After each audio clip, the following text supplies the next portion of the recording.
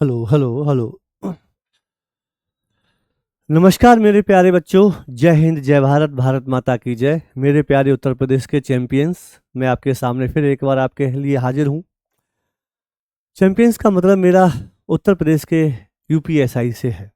हमारी ये web series की तरह एमसीक्यू की सीरीज चल रही है, जिसमें हम आप लोगों के लिए टॉपिक वाइज एमसीक्यू लेकर के आए हैं। तो इस समय हम मॉडर्न हिस्ट्री पर हैं।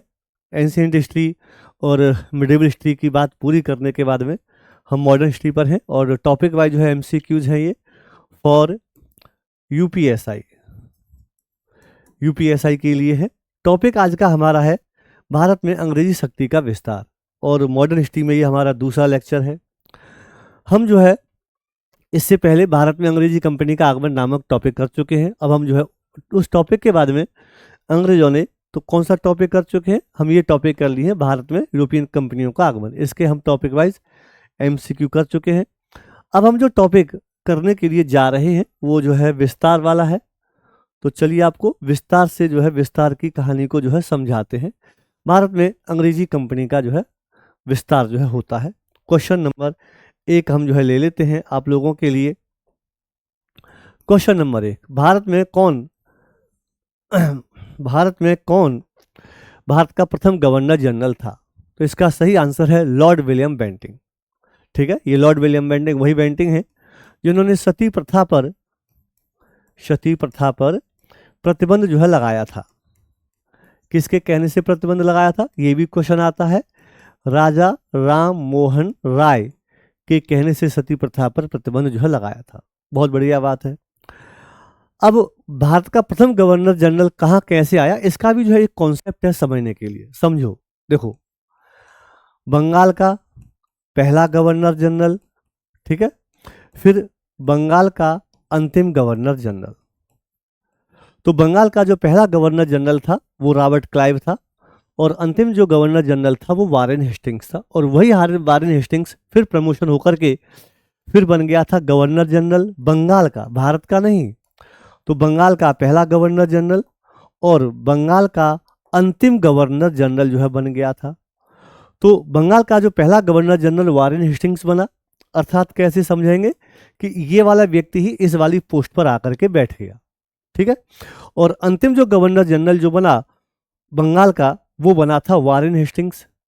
अब यही अंतिम गवर्नर जनरल जो है फिर बन गया भारत का पहला गवर्नर जनरल, और फिर आएगा भारत का अंतिम गवर्नर जनरल लास्ट।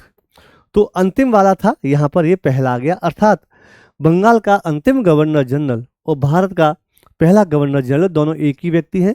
तो इसका जो आंसर है वो लॉर्ड विलियम बेंटिंग है। अगर आप इस प्रकार की कॉन्सेप्चुअल पढ़ाई आपके एग्जाम से संबंधित बहुत ही अच्छी है, पढ़ना चाहते हैं, समझना चाहते हैं, देखना चाहते हैं कि कैसे हिस्ट्री को, तो आप हमारे डीएस एजुकेशन हब पर आएं और अपनी बात को जो है अच्छे से रखें। चलो आगे चलते हैं। अब हम जो है दूसरे क्वेश्चन पर आ जाते हैं। भारत में स्थानीय स्वशासन के जनक कौन थे? तो स्थानीय स्वशासन के जनक जो है लॉर्ड रिपन थे। इन्होंने हमारे यहाँ स्थानीय स्वशासन की जो है शुरुआत करी थी। ये क्वेश्चन थोड़ा सा टेक्निकल है। स्थानीय स्वशासन का मतलब होता है ग्राम स्तर पर स्वशासन। तो हमारे यहाँ शासन 3 प्रकार का होता है, केंद्र सरकार, राज्य सरकार और ग्राम सरकार। ग्राम सरकार की सरकार को स्थानीय स्वशासन कहते हैं, जहाँ पे आपके हमारे गांव में प्रधान जो है नियुक्त किए जाते हैं। पंचायती चुनाव जो होते हैं, अभी जैसे उत्तर प्रदेश से हैं आप, तो उत्तर प्रदेश में अभी हो सकता है कि इसी साल मई में पंचायती चुनाव जो होने वाले हैं। ठीक है, चलो, तो इसके लिए कुछ चीज़ें मैं आपको समझा रहा हूँ, लिखित में जो है लेकर के आया हूँ, ताकि आप इस कंटेंट को अच्छे से समझें। इसी कंटेंट से आपके 4 से 5 प्रश्न भाषा बदल करके बनते हैं। तो 4 से 5 प्रश्नों की बात को समझेंगे। सही उत्तर क्या है? Lord Ripon. ठीक है, लॉर्ड रिपन को भारत में स्थानीय स्वशासन, लोकल सेल्फ गवर्नमेंट का जनक माना जाता है। 1882 में इन्होंने स्थानीय स्वशासन संबंधी ऐतिहासिक प्रस्ताव पारित किया था। तो एक पॉइंट ये हो गया। दूसरा क्वेश्चन का आंसर कब? 1882। क्या उद्देश्य था? भारत में भारतीयों की भागीदारी को बढ़ाना। तभी तो स्थानीय स्वशासन आएगा जब हम लोग उसमें काम करेंगे। नगर पालिकाओं, जिला बोर्डों का अधिक अधिकार देना और विकेंद्रीकरण को बढ़ावा देना। अन्य विकल्प क्यों हैं ये भी समझ लेते हैं। लॉर्ड मेयो इन्होंने 1870 में वित्तीय विकेंद्रीकरण की शुरुआत करी थी, पर स्थानीय सुशासन के जनक नहीं कहलाते। तो वित्तीय विकेंद्रीकरण की शुरुआत करी। आचार्य विनोबा भावे भूदान आंदोलन से जुड़े हुए हैं। एक प्रश्न, दूसरा प्रश्न और फेमस तीसरा प्रश्न, ठीक है, भूदान आंदोलन। महात्मा गांधी ग्राम स्वराज के समर्थक थे, पर औपचारिक स्थानीय सुशासन के। और अगला प्रश्न, तो क्या हुआ कि 1882 में लॉर्ड रिपन ने स्थानीय स्वशासन का जनक जो है माना जाता है। तो इस प्रकार से हम लोग सब लोग मिलकर के आपको बहुत अच्छी जानकारी जो है दे रहे हैं, ठीक है। चलिए आइए आगे चलते हैं। निम्नलिखित में से कौन निम्नलिखित में से कौन सही राज्य अधिग्रहित नहीं किए गए थे। अधिग्रहण का मतलब होता है कि उसको जो है हड़प लेना। तो आपने लॉर्ड डलहौजी की जो है नीति को सुनी होगी, जिसका हड़प का सिद्धांत था। तो वो कौन सा ऐसा राज्य था जो नहीं हड़पा गया था? तो सिंध अवतर ये सब जो है हड़पे गए थे, ठीक है। लेकिन जो है ग्वालियर को जो है हड़पा नहीं गया था लॉर्ड डलहौजी की इस नीति के द्वारा, ठीक है। तो चलिए इसकी भी बात को इस जगह से, भले आपको छोटा सा दिखाई दे रहा हो, थोड़ा सा देखना, थोड़ा सा स्क्रीनशॉट लेके पढ़ना। सही उत्तर क्या है? ग्वालियर। यह प्रश्न ब्रिटिश काल की अधिग्रहण नीति एनेक्शन पॉलिसी से जुड़ा हुआ है, ठीक है। सिंध को कब अधिग्रहण किया गया? 1843 में। कितने प्रश्न जो है इस आप चीज से समझ सकते। चार्ल्स जेम्स नेपियर के द्वारा सिंध को अधिग्रहण किया गया। अवध को कब? 1856 में लॉर्ड डलहौजी के द्वारा कुशासन का आरोप लगा करके, और यही 1857 के विद्रोह का कारण बना था, ठीक है। सतारा को कब अधिग्रहण किया गया? 1848 में डॉक्ट्राइन ऑफ लैप्स के द्वारा, ठीक, डलहौजी के द्वारा अधिग्रहण किया गया। ग्वालियर को कभी अधिग्रहण नहीं किया गया। तो आंसर हमारा क्या है? ग्वालियर। 58 के बाद यह रियासत के रूप में बना रहा। सिंधिया के शासकों के अधीन यहाँ पर यह काम चलता रहा, और ब्रिटिश राज्य में यह विलय नहीं किया गया, क्योंकि यहाँ पे ग्वालियर की सिंधिया शासन कर रहे थे। तो आपके समझ में आ गया क्लियर एकदम। परीक्षा का ट्रैप क्या कहलाता है? सतारा को डॉक्ट्राइन ऑफ लैप्स से लिया, अवध को कुशासन के आधार पर लिया, सिंध को युद्ध के द्वारा लिया, ग्वालियर को रियासत के रूप में जो है लिया, ठीक है। तो हमारा जो सही आंसर है वो है जो है हमारा ये ग्वालियर जो है, इसका बिल्कुल ही जो है सही आंसर है। चलिए तो ग्वालियर के बाद में आगे चलते हैं और आगे की जो है चीजों को हम जो है करते हैं।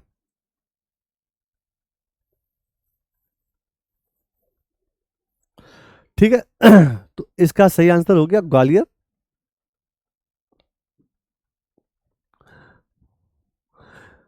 निम्नलिखित में से मिलान कीजिए। चौथा प्रश्न आप लोगों के लिए। चलो तो हम सूची से सूची मिला लेते हैं। Robert Clive, William Bentinck, Charles Metcalfe, Lord Curzon. पहले चारों चीजें इधर की, चारों चीज उधर की पढ़नी है, ताकि जो आप समझे। जरूरी नहीं है कि आते ही और जो है मिलान करने लग जाओ। प्रेस पर प्रतिबंध को हटाना, बंगाल का भवन, बंगाल में शासन और अंग्रेजी शिक्षा, ठीक है। तो रॉबर्ट क्लाइव का देखते हैं इसमें से क्या हो सकता है। प्रेस पर प्रतिबंधों को हटाना, बंगाल का विभाजन, रॉबर्ट क्लाइव, बंगाल में शासन किया था, हाँ, तो इसने जो है बंगाल में शासन किया था। तो ए का हो गया 3। सबसे पहले हमें जैसे ही एक बढ़िया मिल जाए कोई भी, ठीक है, मैं तो सबको आपको मिलवा दूंगा, लेकिन आप स्टूडेंट हैं, एक अगर आपको कोई मिल जाए इनमें से चारों में से, बस तुरंत जो है उसको आंसर को मिला करके और ऑप्शन चेक करो कि हम जो है सही रास्ते पे है या नहीं। अगर आपको कंफर्म हो गया कि ए का 3 है, तो ए का 3 यहाँ है और ए का 3 यहाँ है, अर्थात हमारे 2 ऑप्शन खत्म। जब आपको ये विस्तार से पता चल जाए कि हाँ मैं ठीक हूं, ऐसे ही अंदाजे से काम जो है नहीं चलेगा। अगर आप ठीक है तो चलो आगे चल लेते हैं। अब ए का 3 जो है यहाँ पे 2 जगह है, इसका मतलब हमें आंसर नहीं मिला, एक और हमें लेना पड़ेगा। लॉर्ड विलियम बेंटिंक ने यहाँ पे क्या किया था? प्रेस पर प्रतिबंध हटाने का काम किया था, बंगाल का विभाजन किया था। ये बंदा जो है अंग्रेजी शिक्षा से जुड़ा हुआ है। तो 3 का बी का हुआ 4। कंफर्म है? मैं कंफर्म हूं, आपको भी कंफर्म हो जाना। बी का 4, तो बी का 4 इसमें है, इसमें नहीं है, ये भी कट गया हमारा। तुरंत जो है 2 ऑप्शन मिला करके, तो आपके एग्जाम में कभी कभी 50-60% क्वेश्चन ऐसे होते हैं कि एक मिला दिया आंसर मिल गया। 10-20% जो है ऐसे होते हैं जहां दूसरा मिलाना पड़ेगा, मतलब हम पहुंच गए जो है 80% तक, ठीक है। और 1-8% ऐसा होता है जब आपको तीसरे की जरूरत पड़ेगी।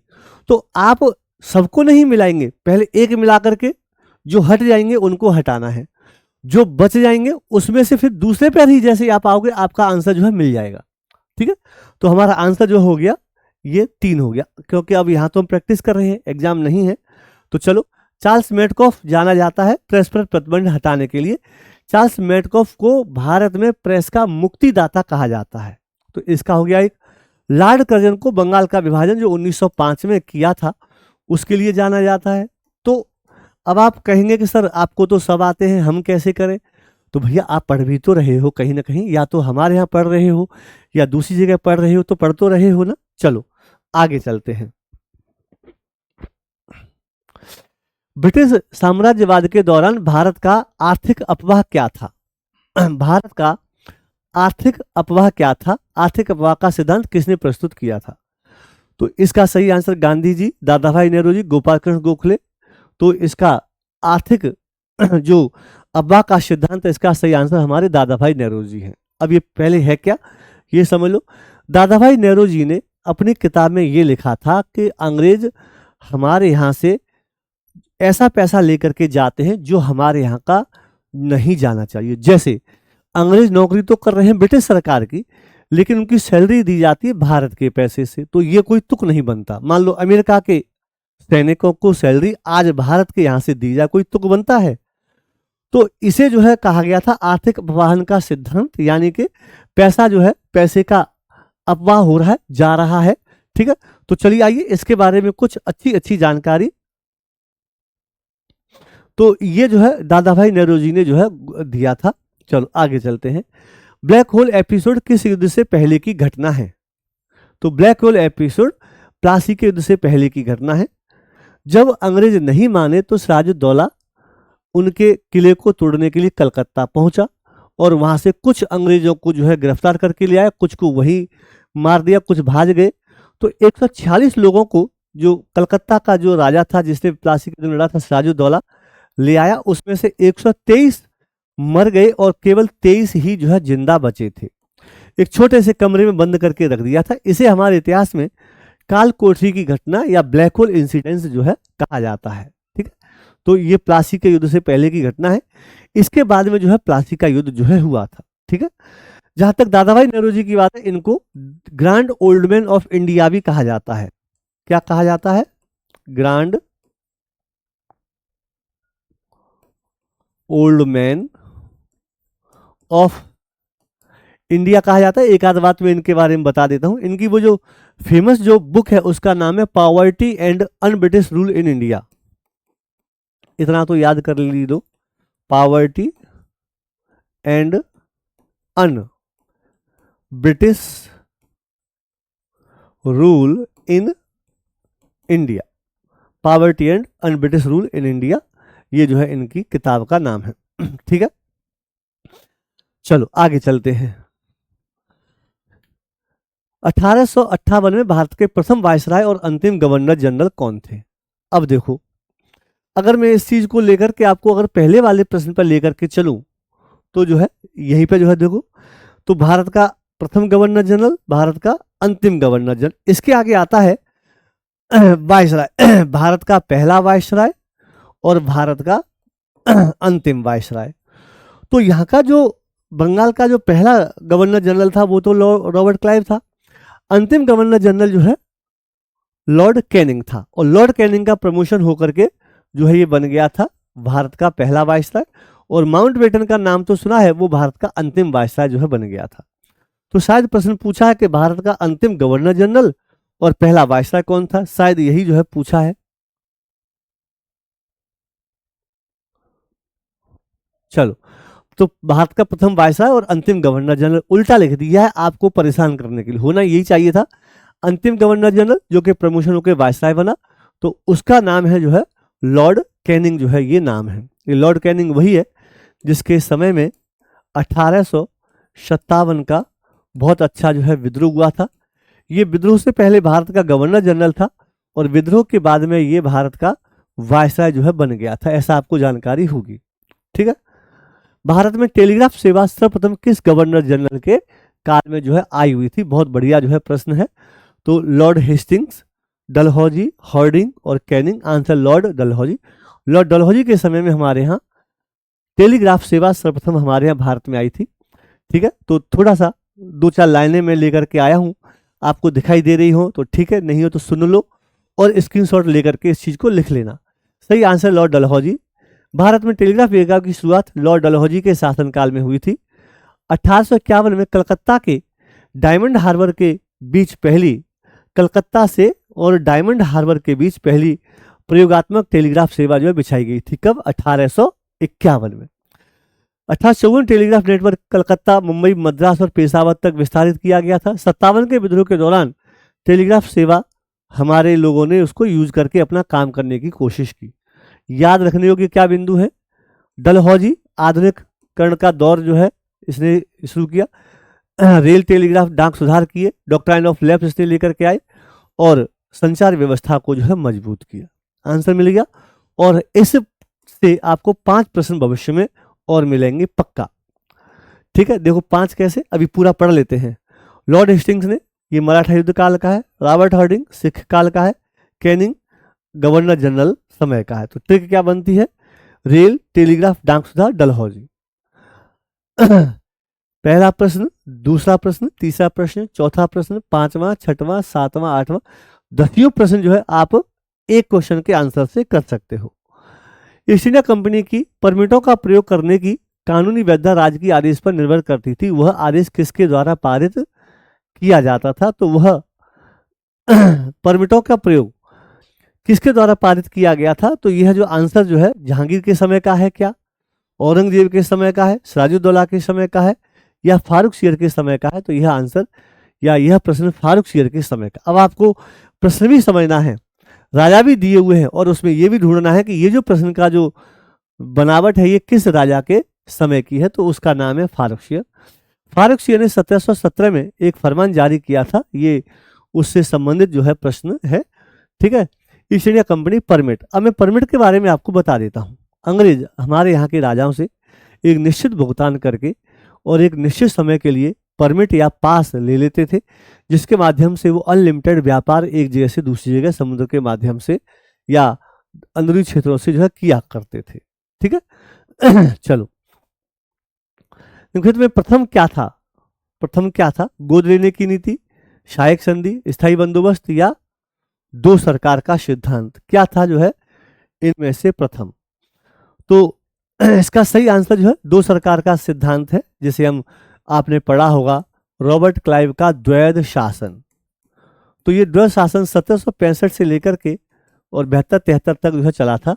तो ये जो है इन चारों में से सबसे पहले, जैसे स्थायी बंदोबस्त आया 1793, सहायक संधि जो है स्टार्ट की गई थी वैसे उसकी कोई डेट तो नहीं है, लेकिन गवर्नर जनरल से, डॉक्ट्राइन ऑफ लेफ्ट, तो ये जो है। तो चलिए आइए फिर जो है हम चीज़ों को बढ़िया से समझने की कोशिश करते हैं। आंसर दो सरकार है। डॉक्ट्राइन ऑफ लेफ्ट 1765 में स्टार्ट किया गया। इसे रॉबर्ट क्लाइव ने बंगाल में लागू किया। 1565 में मंगोल सम्राट सालम द्वितीय से दीवानी का अधिकार प्राप्त करने के बाद जो है लागू किया गया था। राजस्व वसूलने का अधिकार कंपनी के पास और प्रशासन नवाब के पास, यही दो सरकार थी। राजस्व वसूलेंगे अंग्रेज और प्रशासन चलाएगा राजा। सहायक संधि कब आई थी? लागू करता लॉर्ड वेलेस्ली है और ये जो है 1798 लॉर्ड वेलेस्ली के टाइम से जो है कर दी गई है। भारतीय राज्यों को अंग्रेजी सेना रखना और उनका खर्चा देना पड़ता था सहायक संधि के द्वारा। स्थानीय बंदोबस्त मुख्यतः मद्रास, बॉम्बे में लागू किया गया। स्थानीय बंदोबस्त कौन सा? रैयतवाड़ी और अदर। 19वीं शताब्दी 1848 लागू करता लॉर्ड डलहौजी था। तो दो सरकार, फिर सहायक संधि, फिर बंदोबस्त, फिर गोद की नीति, ऐसे जो है। तो दो सरकार का हमने देख लिया। सहायक संधि का जो है 1798, ठीक है, सहायक संधि। और स्थानीय बंदोबस्त जो है 1793 रॉबर्ट लॉर्ड कॉर्नवालिस ने शुरू किया था। ठीक है, और गोद की नीति जो है डलहौजी की है। ठीक है, ये जो है 1848 जो है इसका समय जो है दिया हुआ है। तो देख लीजिए, सबसे पहले जो है दो सरकार का सिद्धांत 1765 में जो है आता है। अब आप कहेंगे कि सर आपने तो जो है बता दिया, हम कैसे याद रखें? तो याद नहीं रखना है, समझना है। जरूरी नहीं है कि हर चीज जो है याद रखी जाए, आपको समझना है कि हाँ वो जो चीज है वो हमारे सिस्टम में जो है आ जाए एकदम अच्छे से, बढ़िया समझना है केवल आप। और एक चीज तो मैं कहता हूं कि अगर आप तैयारी कर रहे हैं तो ऐसा तो है नहीं कि हर चीज आप लोगों के लिए अनभिज्ञ होगी। कोई चीज अनभिज्ञ हो सकती है, कोई चीज आपको बहुत अच्छे से पढ़ने को मिलेगी। चलो 11, 1854 में सर चार्ल्स वुड का डिस्पैच एजुकेशन से जुड़ा हुआ है। क्या करता है? प्रशासनिक सुधारों का, आर्थिक सुधारों का, सामाजिक सुधारों का, शैक्षणिक सुधारों का ये काम करता है 1854 का चार्ल्स वुड का डिस्पैच। चलो देखो, आप लोगों के लिए कुछ अच्छी चीजें हैं। 1854 का चार्ल्स वुड का डिस्पैच भारत में आधुनिक शिक्षा प्रणाली की आधारशिला माना जाता है। इसे चार्ल्स वुड नामक एक अंग्रेज ने तैयार किया था, जो बोर्ड ऑफ कंट्रोल का अध्यक्ष था। क्वेश्चन नंबर जो है दूसरा और क्वेश्चन नंबर जो है तीसरा, तो इसके नाम से चार्ल्स वुड, ठीक है। और ये इसका आंसर है। एक क्वेश्चन तो ये आता ही है और आपके सामने आया हुआ, 2 क्वेश्चन हो गए। इसे अक्सर भारतीय शिक्षा का मैग्ना कार्टा कहा जाता है। तीसरा क्वेश्चन जो है आपका रेडी हो गया। वो डिस्पैच की क्या प्रमुख विशेषताएं थी? इनमें से अक्सर प्रमुख विशेषता, ये चौथा जो है आपका प्रश्न बन जाता है या उसका आंसर बन जाता है भविष्य के लिए। भारत में व्यवस्थित शिक्षा विभाग की स्थापना, शिक्षा से जुड़ा हुआ है। विश्वविद्यालयों की स्थापना, तो चार्ल्स वुड की रिकमेंड के आधार पर ही हमारे भारत में 1857 में जिस साल विद्रोह हो रहा था उसी साल कलकत्ता, मुंबई और मद्रास जैसे शहरों में जो है 3 विश्वविद्यालयों की जो है स्थापना जो है की गई थी। प्राथमिक से उच्च शिक्षा तक क्रमबद्ध प्रणाली जो है लगाई गई थी। अंग्रेजी और भारतीय भाषाओं को महत्व दिया गया था। महिलाओं को शिक्षा दी गई थी। अनुदान सहायता बढ़ाई गई थी। और तो याद रखने की ट्रिक क्या है? ऐसे 1854 में क्या क्या आया? वुड डिस्पैच आया, एजुकेशन से जुड़ा है। भारत का मैग्ना कार्टा जो है, इसे शिक्षा का मैग्ना कार्टा कहा जाता है। तो 1 दर्जन प्रश्नों के आंसर भविष्य में आगे और पीछे आपको यहां से मिलेंगे। चलो, लॉर्ड कॉर्नवालिस का नाम किस चीज से जुड़ा हुआ है? दुशासन से, मराठा से, शायक संधि से या स्थायी बंदोबस्त से? तो लॉर्ड कॉर्नवालिस ने 1793 में पहली बार जो है हमारे यहाँ स्थायी बंदोबस्त की जो है शुरुआत करी थी। स्थायी बंदोबस्त को जो है अंग्रेजों ने जो है शुरुआत करी थी। ये उसी से जो है जुड़ा हुआ है, स्थायी बंदोबस्त बंगाल में। और ये जो है बंगाल में जो है बंगाल सहित और भी कई जगह पर जो है ये लागू की गई थी स्थायी बंदोबस्त। इसके द्वारा अंग्रेजों ने ये निश्चित किया था कि आप जो है एक निश्चित समय में और इतना टैक्स जो है जनता से लेकर के हमें दोगे। सबसे अच्छी बात क्या आपको बता देता हूँ, बहुत ही खतरनाक बात है कि जमींदारों को, जमींदार जो थे उनको जो है जमीन का मालिक मानते हुए अंग्रेजों के और भारतीयों के बीच में बिचौलिया जो है बना दिया गया था। तो मैं यहाँ बिचौलिया तो लिखूंगा, किताबों में आपको मध्यस्थकार मिलेगा, लेकिन साधारण शब्द जो है बिचौलिया है। चलो, अंग्रेजी शिक्षा प्रणाली की शुरुआत किस गवर्नर, अंग्रेजी शिक्षा प्रणाली की शुरुआत किस गवर्नर जनरल के शासन में हुई थी? अंग्रेजी शिक्षा प्रणाली की शुरुआत, इसका मतलब क्या है कि हमारे यहाँ उस समय तक अंग्रेजी नहीं चलती थी। ठीक है, चलो आप पढ़ के देखो।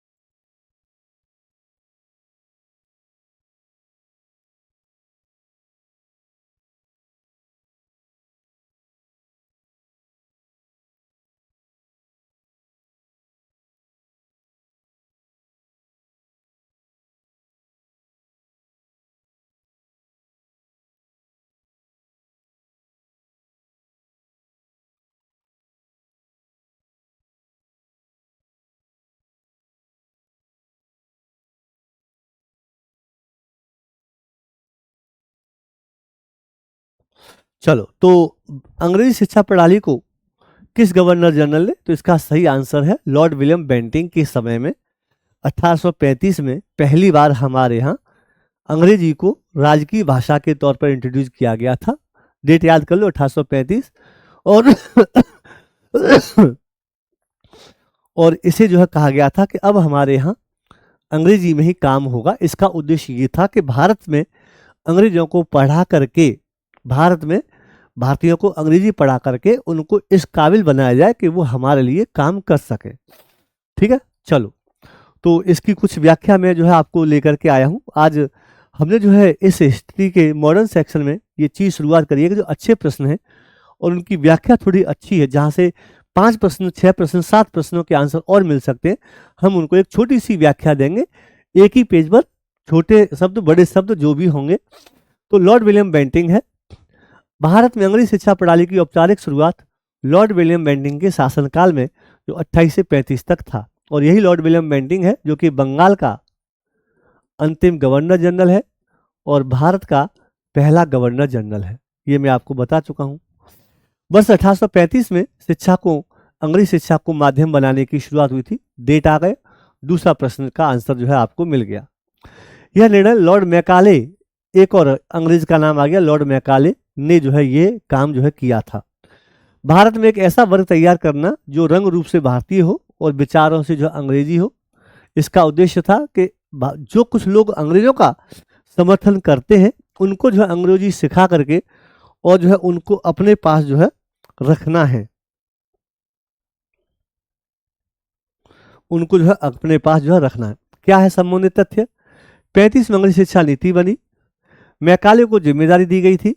तो 2 फरवरी 1835, ये याद रख लेना, बहुत पूछा जाता है, ठीक है। और पारंपरिक शिक्षा, पारंपरिक भाषा को कम करके अंग्रेजी को बढ़ावा देना था, ठीक है। लॉर्ड वेलेस्ली साइक संधि से जुड़ा हुआ है, ये भी प्रश्न पूछा जाता है। चार्ल्स मेट का प्रेस की स्वतंत्रता से संबंधित है, ये भी पूछा जाता है। लॉर्ड कॉर्नवालिस प्रशासनिक और राजस्व सुधार से संबंधित है। तो ट्रिक क्या है? बेंटिंक क्या क्या काम किए इसने? सती प्रथा का उन्मूलन और अंग्रेजी शिक्षा नीति, 2 चीज जो है आप इसकी याद कर लो, ठीक है। तो यहां से भी जो है आपके 5 से 7 प्रश्नों के आंसर भविष्य के लिए जो है आपके तैयार हो गए। तो इसी प्रकार की क्वालिटी वाली एजुकेशन हम आपको जो है दे रहे हैं। चलो, अंग्रेजी शिक्षा के परिचय के मुख्य उद्देश्य के उत्तरदायी कौन था? तो इसका सही आंसर लॉर्ड मैकाले, 1835 में। अभी मैंने बताया, ज्यादा समय नहीं लूंगा, ठीक है। लॉर्ड मैकाले अंग्रेजी शिक्षा का शुरुआत करने वाला 1835। धन निष्कासन के सिद्धांत किसने दिया था? धन निष्कासन का सिद्धांत इनमें से किसी ने नहीं दिया था।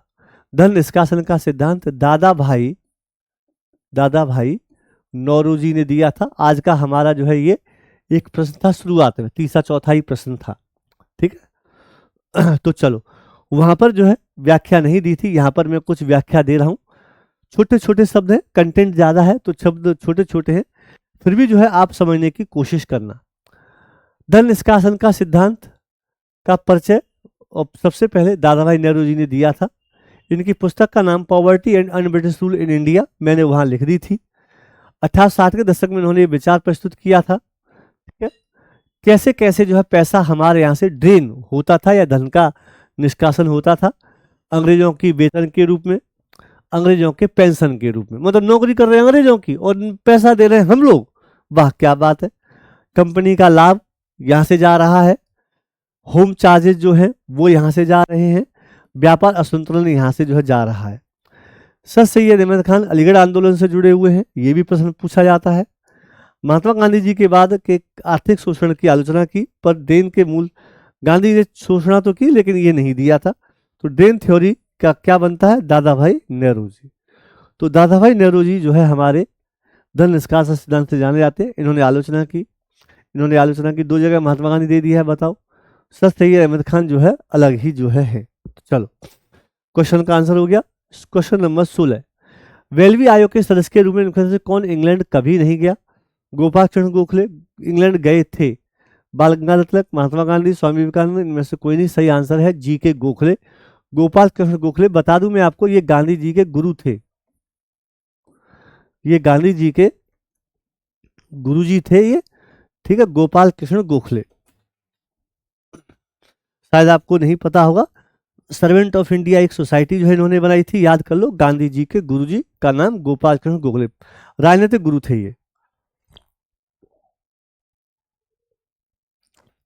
तो ये राजनीतिक गुरु थे, ठीक है। तो वेलवी आयोग के लिए ये जो है साथ में जो है गए थे।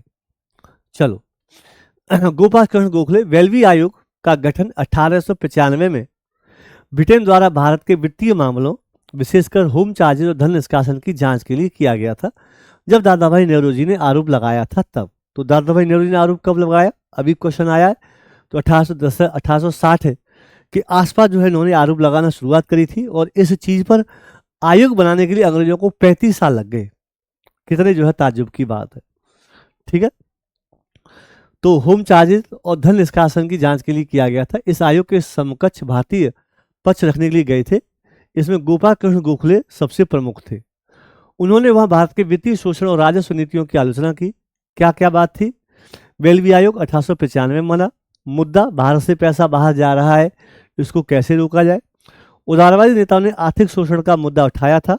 धन निष्कासन का सिद्धांत इसकी पृष्ठभूमि है, जो कि दादा भाई नौरोजी ने अपनी किताब un British rule, poverty and British rule India में दिया था। अन्य ऑप्शंस क्यों गलत हैं। बाल गंगाधर तिलक एक उग्रवादी नेता थे। महात्मा गांधी जी उस समय दक्षिण अफ्रीका में थे, यहाँ थे ही नहीं। कब, 1895 में। स्वामी विवेकानंद शिकागो के धर्म संस्था से जुड़े हुए हैं, आयोग से नहीं जुड़े हुए हैं। तो मॉडरेट, फाइनेंस और इंग्लैंड और गोखले साहब ऐसे याद कर सकते हो। तो सही आंसर होता है वेलवी आयोग के सदस्य के रूप में गोपाल कृष्ण गोखले गए थे, और इनमें से कोई नहीं गया था। किस गवर्नर जनरल कार्यकाल के दौरान कलकत्ता में विक्टोरिया मेमोरियल हॉल का निर्माण किया गया था। कलकत्ता में लॉर्ड कर्जन के समय में किया गया था। ठीक है, फैक्चुअल प्रश्न है। लॉर्ड कर्जन के समय में किया गया था। चलो, इसकी भी ये हमारे पास व्याख्या है, पढ़ देते हैं, स्क्रीनशॉट लेकर के देख लेना आराम से। लॉर्ड कर्जन का कार्यकाल 1899 से 1905 तक है। इसके दौरान विक्टोरिया मेमोरियल हॉल के निर्माण की योजना बनाई गई थी। 1901 में रानी विक्टोरिया की मृत्यु के बाद कर्जन उसके स्मारक के रूप में इस भवन का निर्माण किया था। ठीक है, एक में मर गई तब। कलकत्ता में है। 1906 में इसका मिंटो के द्वारा शिलान्यास किया गया। उद्घाटन जो है 21 में। टोटल जो है 15 साल जो है इसको बनाने में लगे। कितने साल लगे, 15 साल लगे। लॉर्ड कर्जन के समय में आरंभ हुआ। लॉर्ड मिंटो ने इसका स्वागत किया, उद्घाटन किया। ठीक है, एल्गिन सीमावर्ती प्रशासन से जुड़ा हुआ है। मिंटो शिलान्यास काल का है। होर्डिंग राजधानी स्थानांतरण से संबंधित है। तो हमारा सही आंसर है कर्जन। किस गवर्नर के कार्यकाल के दौरान कलकत्ता में विक्टोरिया मेमोरियल हॉल, जब रानी मर गई थी तब। ठीक है, चलो, कौन सी रानी मरी थी, विक्टोरिया, तो विक्टोरिया के नाम से विक्टोरिया मेमोरियल जो है बना दिया गया। कौन से शाही राज्य ब्रिटिश द्वारा अधिग्रहण किए गए थे। नागपुर, सतारा, झांसी, ये सभी जो है कभी न कभी अंग्रेजों के द्वारा डॉक्ट्राइन ऑफ लैप्स का फायदा उठा करके किए गए थे। भारत की आज़ादी के समय अंतिम क्षणों में कुछ स्थानीय राज्यों ने भारत पाकिस्तान दोनों में से संघ में शामिल होने से इनकार कर दिया था। इस संदर्भ में क्या बेमेल है कि किसने जो है इनकार कर दिया था, कौन से वो लोग हैं। तो ये त्रावणकोर है। क्या है ये, त्रावण या त्रावणकोर। ठीक है, त्रावणकोर ने संघ में शामिल इनकार कर दिया था। भारत की आज़ादी के समय अंतिम क्षणों में कुछ स्थानीय राज्यों ने भारत या पाकिस्तान दोनों में से किसी एक संघ में शामिल होने से इनकार कर दिया था और अपनी स्वतंत्रता की बात रखी थी। तो इसमें से बेमेल कौन सा है, हैदराबाद, जूनागढ़, राजकोट जो है बेमेल है। राजकोट जो है ऐसा कुछ नहीं था कि जो है वो संघ में शामिल होगा कि नहीं होगा या उससे जो है, तो इसका सही आंसर जो है राजकोट ही है। किस ब्रिटिश गवर्नर जनरल के भारत में डाक टिकटों का आरंभ किया गया था। तो डाक टिकटों का आरंभ लॉर्ड डलहौजी के कार्यकाल में किया गया था। अभी हमने आपको बताया था। भारत के गवर्नर जनरल को अध्यादेश जारी करने का अधिकार किस अधिनियम के द्वारा मिला था। तो ये जो है भारतीय शासन अधिनियम 1858, भारतीय प्रस्ताव अधिनियम 1861, भारतीय प्रस्ताव अधिनियम 1992, नहीं ये तो जो है 1892 हुआ, भारतीय प्रस्ताव अधिनियम 1900। तो इसका सही आंसर जो है भारतीय प्रस्ताव अधिनियम। बाप रे बाप, टाइपिंग मिस्टेक जो है अच्छी खासी जो है कर दी गई है। 1892 और 1909 इसको सुधारेंगे। तो ये है 1892 और ये है 1909। तो 1909 में जो है ये अधिकार जो है दिए गए थे, अध्यादेश जारी करने का अधिकार। ओके चलो, भारतीय प्रस्ताव अधिनियम 1909। किस गवर्नर जनरल ने बंगाल में स्थानीय शासन बंदोबस्त लागू किया था। किस गवर्नर जनरल ने बंगाल में स्थानीय किस गवर्नर जनरल ने बंगाल में स्थानीय, तो इसका सही आंसर है लॉर्ड कॉर्नवालिस। 1793 में स्थानीय बंदोबस्त को जो है लागू किया था, जिसके तहत अंग्रेजों ने ये और जिनको जिम्मेदारी दी थी उनका नाम था जमींदार। इससे जमींदार जुड़ा हुआ जो मध्यस्थकार थे, बिचौलिया थे। तो जमींदार से कहा था कि आप उगाही करो और हमें दे दो, बीच का कुछ हिस्सा जो है आप रख लो, ठीक है। लॉर्ड कॉर्नवालिस का नाम जो है जुड़ा हुआ है स्थानीय शासन बंदोबस्त से। किस पद्धति का प्रयोग वेलेजली ने अपने राजनीतिक उद्देश्यों को प्राप्त करने के लिए किया था? किस पद्धति का प्रयोग लॉर्ड वेलेजली ने? तो लॉर्ड वेलेजली की सहायक संधि बहुत फेमस रही थी। सहायक संधि अब स्पेशल आया है, अब मैं आपको स्पेशल बताऊंगा कि सहायक संधि होती क्या थी। अंग्रेज हमारे भारत के राजाओं से कहते थे कि अगर आपको कोई तकलीफ है तो आप हमारे साथ संधि कर लो, आपकी सब तकलीफ हमारी हो जाएंगी। तो अंग्रेजों ने इस प्रकार की संधि का नाम दिया था सहायक संधि, और देने वाला था लॉर्ड वेलेजली। इसमें जो हमारे राजा को शर्तों के साथ सहायता दी जाती थी, तन मन और धन से। मान लीजिए कोई एक राजा है, मैं राजा हूं, मैं परेशान हूं, मैं अंग्रेजों के पास जाऊंगा, सर मेरी मदद कर दो, जो भी परेशानी है। जैसे कि पड़ोसी राजा मेरे ऊपर आक्रमण कर रहा है बार बार और हमें चैन से सोने नहीं दे रहा, जबकि हम कुछ नहीं कह रहे। तो अंग्रेज कहते थे ठीक है, ये सेना ले लो, ये अधिकारी ले लो, और तुम जो है सेना लेकर के उस राजा के साथ लड़ो या जो भी काम करना है करो, लेकिन एक कंडीशन है, जब तक आप हमसे सेना ले रहे हो, मदद ले रहे हो, किसी दूसरे से मदद मत लेना। क्योंकि जो हिंदी का शब्द है ना सहायक, मतलब हम सहायता तुम्हारी कर रहे हैं, लेकिन जब हम कर रहे हैं तुम दूसरे से मत लेना। तो राजा के यहाँ सेना पहुंच जाती थी, अधिकारी पहुंच जाते थे, बहुत बड़ी सेना होती थी। वो नजर रखती थी कि राजा कब गलती करेगा। गलती क्या करेगा कि वो किसी दूसरे से भी मदद लेने की कोशिश करेगा। और अंग्रेज इस प्रकार से उल्टे सीधे आरोप लगा करके और जो है सहायक संधि के माध्यम से और उस राजा से कहते थे कि तुमने संधि का उल्लंघन किया है जो साइन किए हुए थे, तुम और लोगों से मदद क्यों ले रहे हो। काम खत्म, और उसके राज्य के ऊपर कब्जा कर लिया जाता था। ठीक है, चलो। प्लासी युद्ध के समय बंगाल के नवाब कौन थे? प्लासी के युद्ध के समय बंगाल का नवाब सिराजुद्दौला था। ठीक है, इसी ने जो है कालकोठरी की घटना, कालकोठरी आज क्वेश्चन आया हुआ था, इसी के समय में कालकोठरी की घटना लड़ी गई थी, हुई थी। ठीक है, 1757 की ही है। ठीक है, कालकोठरी की घटना जो है लड़ी गई थी।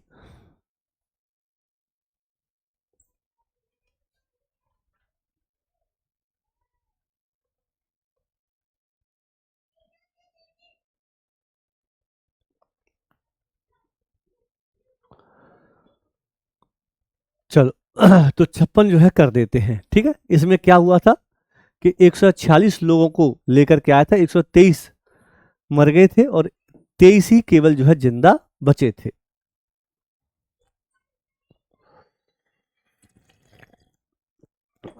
चलो, निम्नलिखित वायसरायों को उनके शासनकाल के दौरान घटित हुई घटनाओं के साथ सुमेलित कीजिए। निम्नलिखित वायसरायों को उनके शासनकाल के दौरान घटित हुई घटनाओं के साथ सुमेलित कीजिए। चलो कर लेते हैं, अच्छा प्रश्न है। मैंने हमेशा बताया जब इस प्रकार का प्रश्न, जब आपके कितने प्रश्न हो गए हमारे जो है 26 हो गए, और हमें जो है इसमें कब कहाँ तक पहुंचना है। चलो तो जो है 26वां प्रश्न है और ये इस क्लास का आखिरी प्रश्न है। तो वेबल, रीडिंग, विलिंगटन, लिलिथगो, पाकिस्तान की मांग, मोपला, शिमला और सांप्रदायिक पुरस्कार। चलो, तो लॉर्ड वेबल जो है किस लिए जाना जाता है? लॉर्ड वेबल जो है शिमला सम्मेलन से जुड़ा हुआ जाना जाता है। एका 3 हो गया, देखते एका 3 किस किस में है। एका 3 इसमें नहीं है, एका 3 में नहीं है, एका 3 इस दोनों में है, यानी आधा प्रश्न 50 तक हम पहुंच गए। दूसरा इसमें देख लेते हैं लॉर्ड रीडिंग। लॉर्ड रीडिंग जो है ये जुड़ा हुआ है मोपला विद्रोह से। ठीक है, तो बी का 2 हो गया, बी का 2 और बी का 2 नहीं है, काम खत्म, ये हो गया। लॉर्ड विलिंगटन जो है, लॉर्ड विलिंगटन साम्राज्य पुरस्कार से जुड़ा हुआ है, और लॉर्ड लिलिथगो पाकिस्तान की प्रथम मांग से जुड़ा हुआ है। तो आंसर हमारा जो है ये जो है हो गया। तो मेरे प्यारे दोस्तों, इस प्रकार से हम आप लोगों के लिए बिल्कुल अच्छी क्वालिटी के स्टैंड वाले क्वेश्चन लेकर के आए हैं। इसमें कुछ क्वेश्चन आपके प्रीवियस एग्जाम्स के हैं और कुछ क्वेश्चन उस स्टैंडर्ड के हैं कि आपके एग्जाम में आएंगे। तो चलिए मेरे प्यारे बच्चों, अब हम अगले टॉपिक पर चलेंगे, जो कि हमारा अगला टॉपिक हुआ, और उसमें हम देखेंगे कि कौन कौन से प्रश्न जो है आ रहे हैं। आज की इस क्लास को जो है यही समाप्त करते हैं। धन्यवाद।